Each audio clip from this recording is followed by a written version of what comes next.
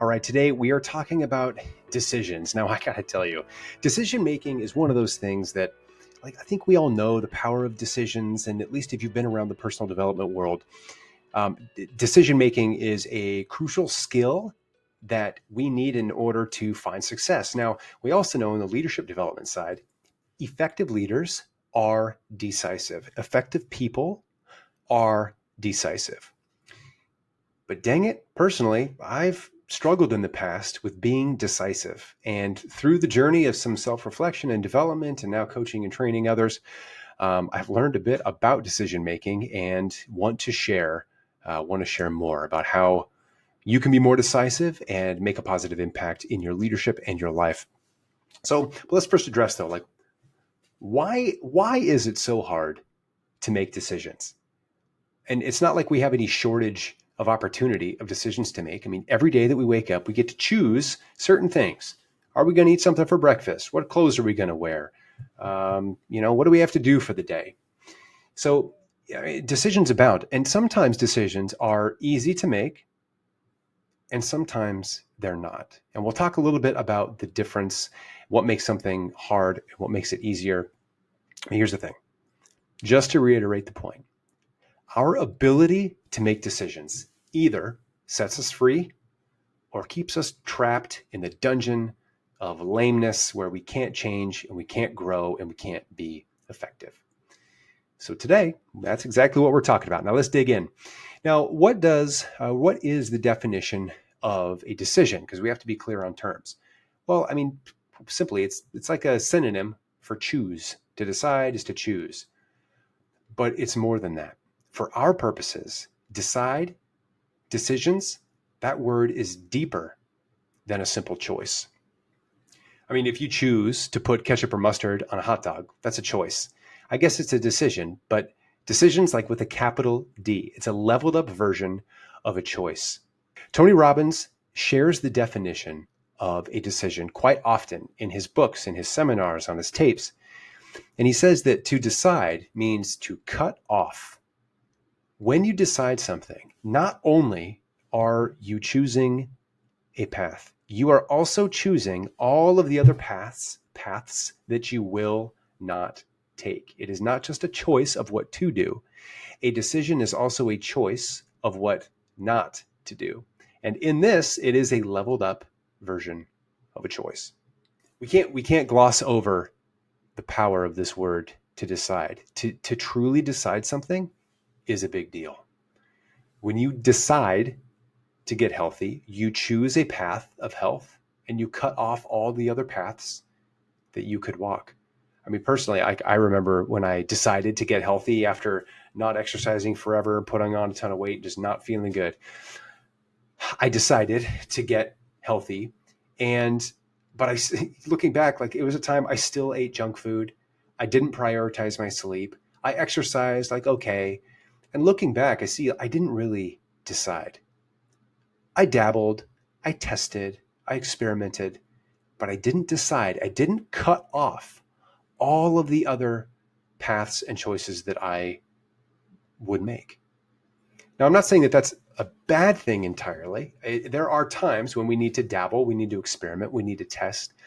But we should just be clear that if we say we are going to decide to do something, that also means that we are cutting off other things that we could be doing.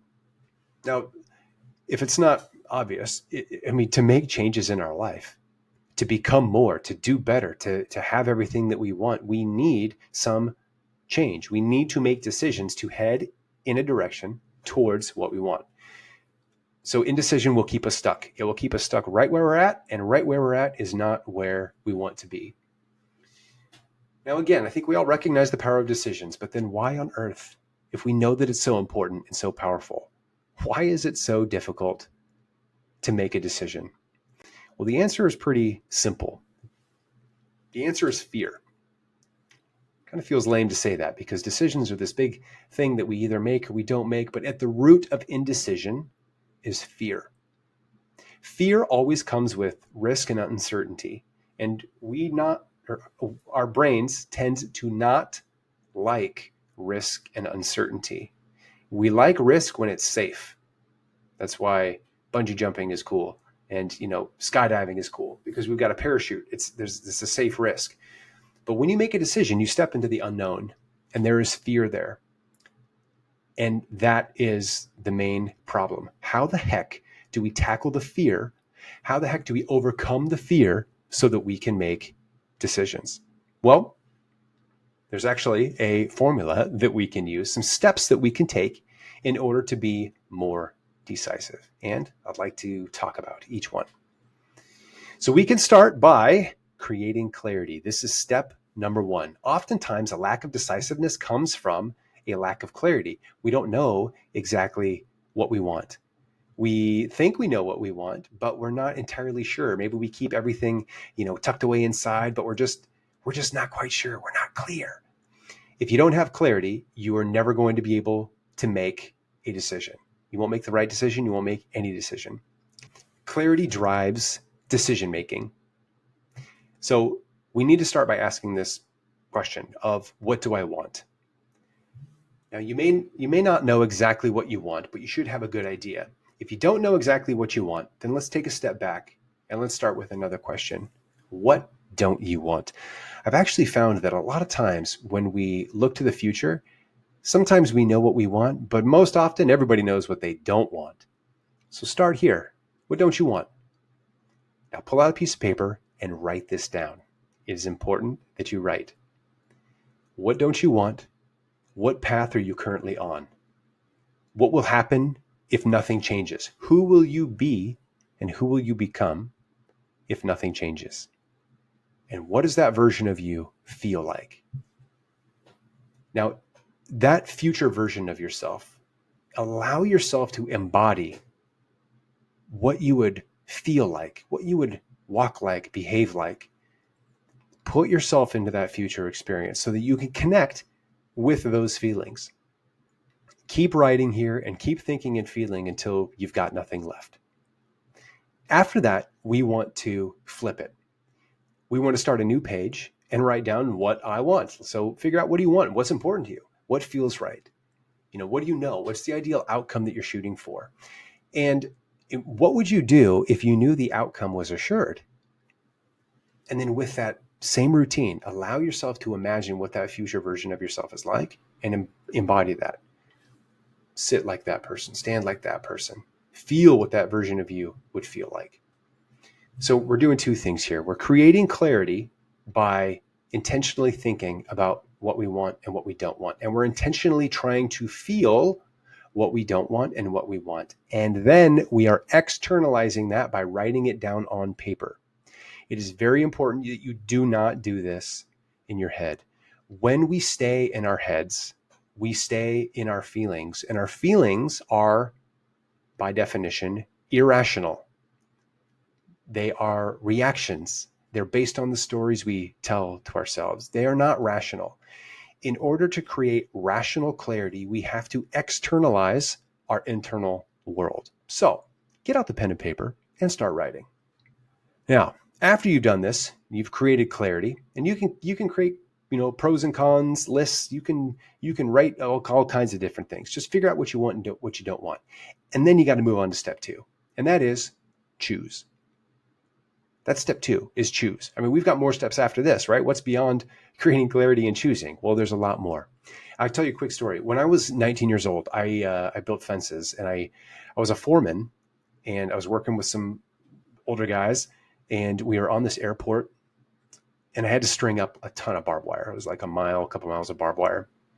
And there are multiple ways where you can execute this and make this happen. But, stringing barbed wire can be difficult depending on the terrain or how, far of a distance that you have to go. And so I was stuck there thinking about, what do I want? Well, I need to get the barbed wire up. Okay, but how am I going to do it? And I was sitting there thinking of, okay, well, I could drive it out with the truck. I could pull it by hand. We could do different segments by segment. And my supervisor was there, and he stopped me as I was describing all this. And he just said, dude, make a decision and go with it. And he was absolutely right, because I was paralyzed by uncertainty. I knew what I wanted. I wanted to get the barbed wire up, and I wanted to string it out, as much footage as possible without stopping. And make a decision and go with it. Okay, let's put it on a truck and drive it out. What's the worst thing that's going to happen? I'm going to make a mistake. Cool. I'm going to learn from it. And then I will, that will impact the decision that I make next time. So, my boss, he was totally right. You just got to make a decision and go with it. Now, I could have sat there even longer, and I could have, gotten even more information. I could have gotten 100% of the information about the terrain and the distance and all the exact things before making a decision, but that just would have wasted time. Colin Powell, I believe it was Colin Powell who said, you need at least 40% of the information to make a decision, but no more than 70%. When you have under 40% of the information, you don't have enough information to make a decision. But you don't need more than 70%, because when you need more than 70% of the information, all you're doing is trying to manage the fear by creating certainty where there is going to be uncertainty. But the time it takes to get that additional 30% information, that's precious time that you could be using after you've made your decision in executing and learning. So make a decision and go with it. And here's a quick note though. What if you have two options and they are of equal benefit or equal risk? What do? If all else is equal, choose the harder path. Choose the one that is going to force you to grow as a human more. So again, step 1, create clarity. Step 2, choose. Now on to step 3. After you have chosen, generate a plan. Now you might be asking, like, well, hold on. Why we created clarity? Why didn't we create a plan first before we choose and then compare plans? And I would say that takes too long. Like if you're really creating a plan, the tendency is going to be to go really deep and to increase the amount of details that you have from that 70% and above, which you don't need. You need a little bit of a plan, of a roadmap, so that you know where you're going, but you do not need a detailed plan. You're just wasting time. So create a general plan, right? Cool, but choose and then create your plan. Now, how do we create a plan? After we've chosen our path and we've decided, what are we going to do? Planning is interesting. I like the quote, if you fail to plan, you plan to fail. So plans are important. We know that. But I also like a quote. I think it was Mike Tyson that said it. Everybody's got a plan until they get punched in the face. And that's true as well. We are going to run into obstacles in our plan. So we can't expect that they're going to go, flawlessly. But we want to do some planning. How do we do that? Well, step 1, start with the end in mind. Stephen Covey talks about this in his book. 7 Habits of Highly Effective People. Always start with the end in mind. And that way you put yourself on that right path, on the right direction. Now we've already created clarity on what we want. We just need to create goals. What are the, specific, measurable, attainable, realistic, time-bound goals that we want? And write those down. Now, after you create your plan and you're writing these down, it's beneficial to write these down in the current state. So, or in the present. That's the word I'm looking for. So, for example, if you're looking to get healthy, you don't want to say, my goal is I will be at X weight, by X time.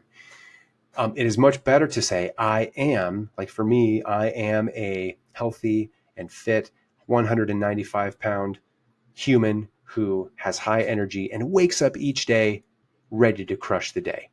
When I write that down and I read it, I internalize that as if, okay, that is my current identity, and I'm more likely to behave in a way that aligns with that identity. If I write it in the future, like I will be X, Y, or Z, I'm just less likely to imagine myself as that current version, imagine the future self as my current self, and therefore take appropriate action. So write it in the write it in the positive and present tense. So we've got our clarity, begin with the end in mind. The goals are great, but we have to get to step 2, which is to create our processes. Goal setting works. It absolutely does. However, if you stop at goal setting, you are greatly diminishing your chances at succeeding.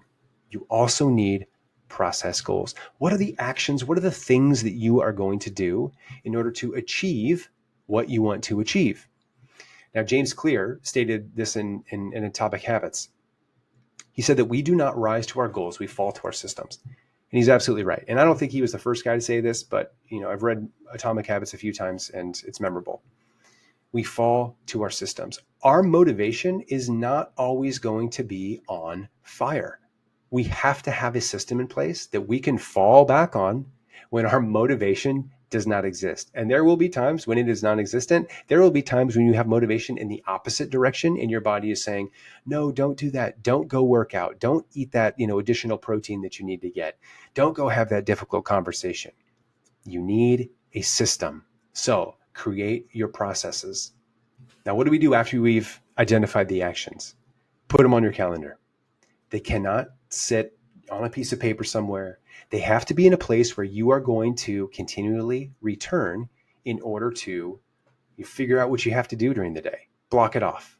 Put it in your calendar and make sure you have time to do those things, because if you don't, it's like an empty closet. If you pull out shirts in your closet and you give them away, you've got an empty space in that closet. It will find a way to get filled. Your calendar is the same way. If you leave an empty space, something will fill it, and it may not be the thing that you want. So block your time and get after it. Now that we've got your process, we've got your, set your goals, figured out what your process is. You also need to block time for planning and reflection. Once a week, it doesn't have to be every day, but at least once a week, block some time to figure out what are your priorities for the next week. Also block some time for reflection on what worked, what didn't work, what needs to be modified and changed based on your experience over the last week. Now, this is something that I used to hate doing because I would feel like, oh, I've got it in my head. I know what my goals are. I'm going to keep following. But without the planning and reflection, you don't ever get a chance to course correct. Could you imagine if you're like a sailor and you leave the harbor and you're going from Sri Lanka to South Africa, you set sail and you never once check a map. You never once assess where you're at and reflect on if you've taken the right path and if you need to course correct. The likelihood that you're going to end up at your destination is small, right? At least in the sailor terms. So we have to plan, we have to reflect. So once we've done that, then we get to step 4. We just rinse and repeat. Okay, we've got our goals, we've got our processes, we've blocked our time, and we do it again. And that's it. Now the magic here is in the action. It is in doing it. You might hear all this, be like, oh yeah, that sounds simple. I've heard this before. Yeah, me too. The magic is in the doing. So you just got to do it. You've made your decision. You've chosen. You've generated your plan by creating clarity, created your processes, blocked your time off, and rinse and repeat. But now what do? There's still more steps. Now you have to ruthlessly prioritize, because you've made your decision and now you got to do your action steps, but there's going to be other things that compete for that time. You are a multidimensional human. You are not just a leader, a parent. You are not just a spouse or a friend or a daughter or son. You are all of those things. And in each of those roles in your life are a certain set of actions that you have to take in order to maintain your happiness, fulfillment status in those arenas. Remember this, anything we do with our time naturally comes at the expense of every other thing that we could do at that time. Now, I know that sounds obvious when I state it just like that, but just think about the implications. That means that when you are leading, you are not building a relationship with your spouse. When you are building a relationship with your spouse, having conversations or spending quality time, you are not building relationships with your kids or your friends, and vice versa. You can only do one thing at a time. And everything that you want to do is going to compete with everything else that you want to do. So we have to prioritize. Now, when do we prioritize? It's in our planning and it's during our reflection time. When you plan, you get to prioritize when you're going to do things and assess whether or not you had enough spouse time, enough family time, enough work time, or if you need to course correct moving into the future. Now, after you've prioritized, what do? There's another step, the final step. You have to move on. You can't linger on a decision that you've made. Just like when I made that decision to get healthy, but I didn't really decide, I was dabbling. After I made the decision, I kind of waxed and waned. And I was like, or waffled and waned, whatever the word is, I was not committed.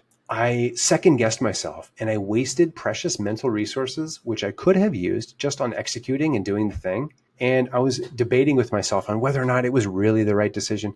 Like, come on, just move on, make a decision and go with it. Now, when you do that, because you've planned time for planning and reflection, you're going to give yourself a regular opportunity to reflect and reconsider your decision and see whether or not you need to change direction. Now, no matter what you do, you are going to have fear and uncertainty. And so the moral of the story here is it's unavoidable.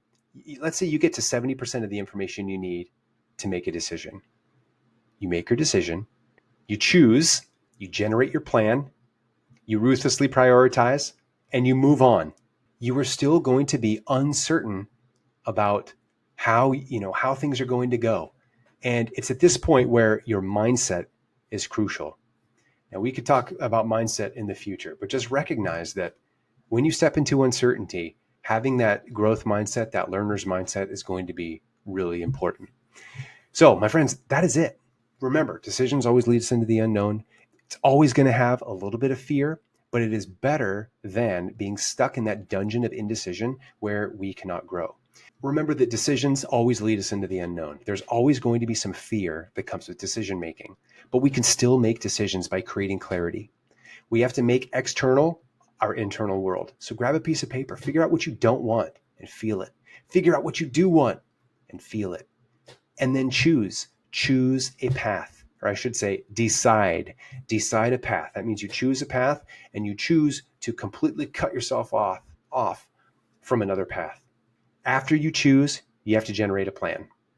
Figure out the processes, the outcomes that you want, and then the processes that you need to follow, the small actions you need to take in order to make progress. Put them on your calendar. The other thing, put your planning and your reflection time on your calendar at least once a week. When you're planning and prioritizing, or when you're planning, make sure that you're prioritizing what you're doing. And after that, just move on. Lean into the decision you've made, experience, learn, and move on. Make your decision team. You can crush it. Thanks for listening. Thanks for watching. Until next time.